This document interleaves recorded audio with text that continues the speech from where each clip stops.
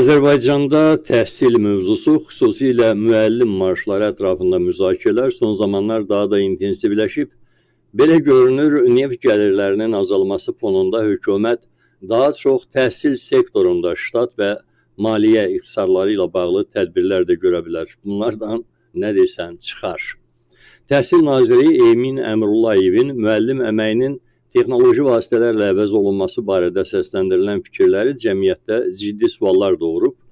Təhsil naziri deyib ki, əgər şagird yaxşı oxuya bilmirsə, mənimsəmə səviyyəsi kafi deyilsə, o zaman müəllimə nəyə görə pul verilməlidir? Bu sualların fonunda əsas məsələ ortaya çıxır. İnkişaf etmiş ölkələr təhsilə necə yanaşır və bu sahəyə nə qədər vəsait ayırırlar? Doğrudur, bir başqa və daha önəmli sual da budur ki, əgər ölkədə iqtisadi durğunluq hökm sürürsə, korrupsiya dəli at kimi şahə qalxırsa, o zaman prezident ölkəyə lazımdır ya yox. Amma bu sualı soruya da saxlamaq olar, hər zaman aktual olan sualların cərgəsindədir onsuz da. Amma təhsil nazirinin qoyduğu suala cavab tapmaq üçün Finlandiya və digər qabaqcıl ölkələrin təhsil modellərinə konkret rəqəmlərə baxmaq kifayətdir. Finlandiya dövlət büdcəsinin 10-12%-ni birbaşa təhsilə ayırır. Bu göstərici hətta bir çox Avropa ölkələrindən də yüksəkdir. Ölkədə təhsil tamamilə pulsuzdur. Dərsliklər, gündəlik yemək, məktəb ekskursiyaları və əlavə fəaliyyətlər dövlət tərəfindən maliyyələşdirilir. Əgər şagird məktəbdən 2 kilometrdən uzaqda yaşayırsa, məktəb avtobusu onu pulsuz dərsə aparıb gətirir. Bu xərclər ailələrin üzərindən tamamilə götürülür. Qiymətləndirmə sistemində də fərqli yanaşma var. 7-ci sinifə qədər rəsmi yazılı qiymət yoxdur. Qiymətləndirmə şifahidir və nəticəni yalnız şagird özü bilir. Məqsəd rəqabət yaratmaq yox, uşağın psixoloji rahatlığını qorumaqdır. Finlandiyada dərslər adətən 45 dəqiqə davam edir və hər dərsdən sonra 15 dəqiqə fasilə verilir. Ev tapşırıqlarına gündəlik sərf olunan vaxt isə orta hesabla 20-30 dəqiqəni keçmir. Bunun da səbəbi uşağın ailəsi və sosial həyatı üçün vaxtının qalmasıdır. Baxaq görək, təhsilə böyük vəsait ayıran ölkələr üzrə statistika nələr göstərir?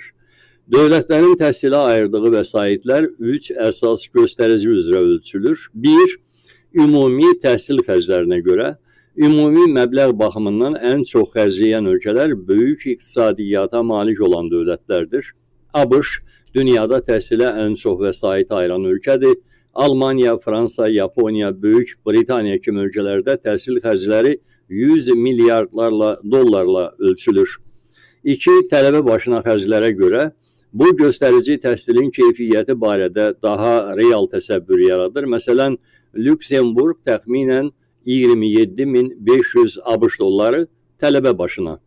Norveç, İsveç, Danimarka, İsveç illik 18.000, 25.000 dollar.